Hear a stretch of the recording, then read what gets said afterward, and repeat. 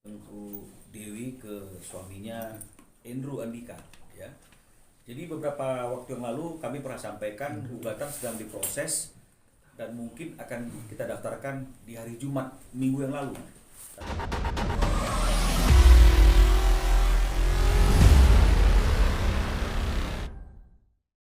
Terkait dengan masalah gugatan klien kami Tengku Dewi ke suaminya Endru Andika, ya. Jadi beberapa waktu yang lalu kami pernah sampaikan gugatan sedang diproses dan mungkin akan kita daftarkan di hari Jumat minggu yang lalu. Tapi karena pada waktu Jumat itu ada beberapa yang perlu masih difinalisasi dan waktunya juga sangat pendek karena di hari Jumat, kita rencanakan di hari Kamis, di hari Senin. Tapi karena di hari Seninnya itu juga ada hal-hal yang masih belum tuntas dalam pembuatan gugatan perceraiannya, karena kan harus hati-hati juga membuat gugatan perceraiannya.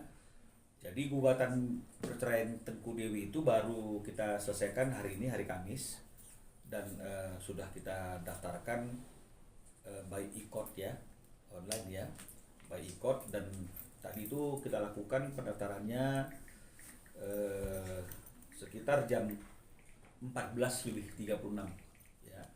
Jadi 14.36 itu sudah kita daftarkan dan sudah terkonfirmasi dari WA Mahkamah Agung Republik Indonesia, ya. Ini ada WA-nya yang bicara terkait dengan pemberitahuan informasi pendaftaran online, ya. Tanggal pendaftaran hari ini tanggal 6 Juni 2024. Nomor register pendaftarannya PACBN, berarti Pengadilan Agama Cibinong 06062024 WIL, ya. Jadi tinggal menunggu nomor perkara, karena biaya pendaftaran atas gugatan juga sudah kita bayarkan, ya, sesuai dengan hukum yang terbit. Jadi tinggal menunggu jadwal sidang dan juga tinggal tunggu nomor perkara. Biasanya memang kalau kita daftarkan hari ini, dia memerlukan, apalagi jam 14.36, dia masih memerlukan beberapa waktu untuk melakukan proses sampai terbitnya nomor perkara. Jadi mungkin dalam 1-2 hari ini nomor perkara sudah keluar, hanya nunggu itu. Tapi secara formal gugatan perceraian Tengku Dewi kepada suaminya Endru Andika sudah kita daftarkan hari ini tanggal 6 Juni 2024 jam 14.36 ke Pengadilan Agama Cibinong. Jadi fisik gugatannya bisa diperlihatkan, ya.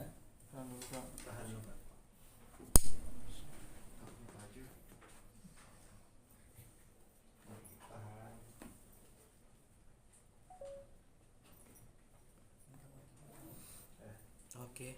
Ya, jadi dengan demikian maka sudah resmi seperti apa yang telah kami sampaikan maupun Tengku Dewi sampaikan atas keseriusannya untuk mengajukan gugatan perceraian kepada Endru Andika atas peristiwa-peristiwa yang beberapa waktu ini menjadi perhatian dari kita semuanya, ya. Jadi memang alasan-alasan gugatan kami itu juga memang salah satunya adalah sebagaimana yang diatur dalam pasal 116 Kompilasi Hukum Islam huruf A-nya, ya.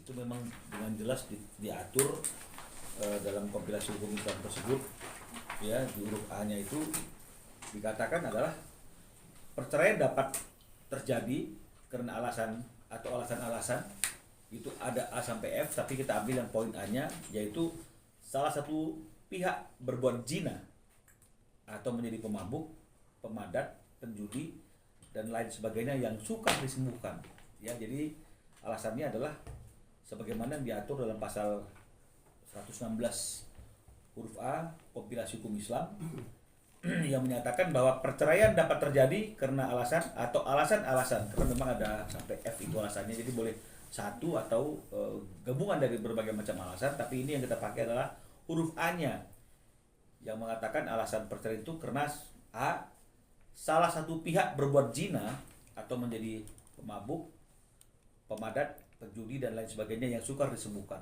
Jadi kalau secara kontekstual hukum Islam itu kan memang ada batasan-batasan, ya, antara laki dan perempuan itu ada batasan-batasan. Apalagi kalau misalnya sudah terikat dalam suatu perkawinan, ada beberapa hadis yang kami cantumkan di sini yang menyatakan bahwa seyogianya ya masing-masing orang yang sudah terikat dalam perkawinan itu menjaga kesucian rumah tangganya. Nah, jadi sudah ada batasan-batasan. Nah, kalaupun dia ketemu dengan lawan jenisnya, sebaiknya dalam pertemuan itu juga didampingi oleh orang yang menjadi muhrimnya.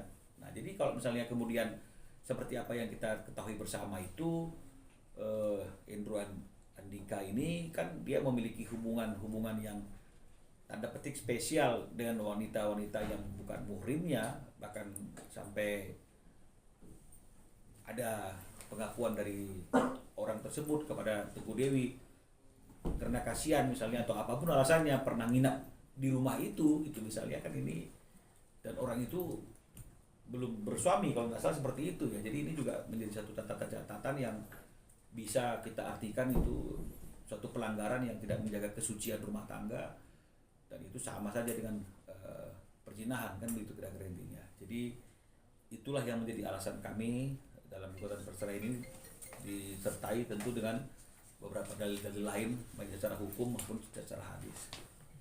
Saya kira seperti itu. Terkait tuntutan sendiri Bang, mungkin ada tuntutan apa saja dari ya, Mbak Teguh Dewi? Tuntutan ya, berarti ini kan bicara mengenai masalah akibat putusnya perkawinan karena perceraian ya. Yang kami masukkan dalam gugatan ini hanya mengenai masalah hak asuh anak. Ya, jadi anaknya itu ada 2. Ya. Karena kalau kita bicara mengenai masalah sejak kapan seseorang itu bisa dikatakan sebagai suatu subjek hukum untuk berbagai kajian dan kepentingan hukum, itu anak yang dalam kandungan juga sudah dianggap sebagai subjek hukum. Ya, meskipun belum dilahirkan. Ya, nah jadi oleh karena itu di sini ada 2 anak, satu anak yang sudah lahir 3 tahun yang lalu lebih kurang, yang bernama Ehsan ya, Ehsan Ryan Fisher ya, dan kemudian adalah anak yang masih dalam kandungan yang sekarang jalan 8 bulan, dan 8 bulan sudah di USG kan kemarin sudah disampaikan anaknya wanita, dan anak itu ada dalam kandungan Dewi selama masa perkawinan antara Dewi dengan Andrew. Jadi nggak perlu diragukan lagi siapa yang menjadi ayah dari anak tersebut ya. Jadi makanya dalam gugatan kita sampaikan ada 2 anak ya, satu lahir bernama Ehsan tadi itu, satu lagi dalam proses ya. Jadi itu yang bicara mengenai masalah hak asuh kepada anak-anak ini, atau hadanah kalau secara hukum muslim itu namanya hak pemeliharaan, dan anak di bawah umur memang seyogianya itu berada dalam pemeliharaan ibunya, apalagi anak yang akan dilahirkan dalam beberapa bulan ke depan, sebulan ke depan mungkin, itu udah pasti sangat bergantung kepada ibunya. Jadi hak asuh ini yang kita mintakan. Nah, terkait dengan masalah harta gono ini tidak kami cantumkan dan kami mintakan dalam gugatan perceraian ini, mengingat antara Teguh Dewi dengan Endro Andika, mereka sudah memiliki perjanjian pranikah ya ketika mereka melangsungkan perkawinan, sehingga tidak ada harta gono gini karena mereka ada perjanjian pranikah yang memisahkan harta. Jadi tidak ada percampuran harta, jadi tidak kami masukkan karena sudah jelas semua yang menjadi kekayaan dan harta Teguh Dewi akan menjadi milik kepunyaannya, yang sebaliknya apa yang menjadi milik daripada Andrew itu juga akan menjadi milik Andrew. Jadi kita hanya bicara mengenai masalah hadanah atau hak pemeliharaan atau hak asuh kepada anak, dan termasuk biaya ya, biaya nafkah untuk anak dan pendidikan anak itu yang diminta oleh Dewi sangat rasional sekali ya, tidak terlalu berlebih-lebihan, tidak terlalu mencolok sekali, normal-normal saja, sesuai juga mungkin dengan kemampuan yang dirasakan ada pada Andrew. Itu hanya sebesar 20 juta rupiah per bulan untuk 2 orang anak. Ya, jadi masing-masing Dewi bilang cukup lah Bang, 10 juta aja cukup lah ya untuk anak.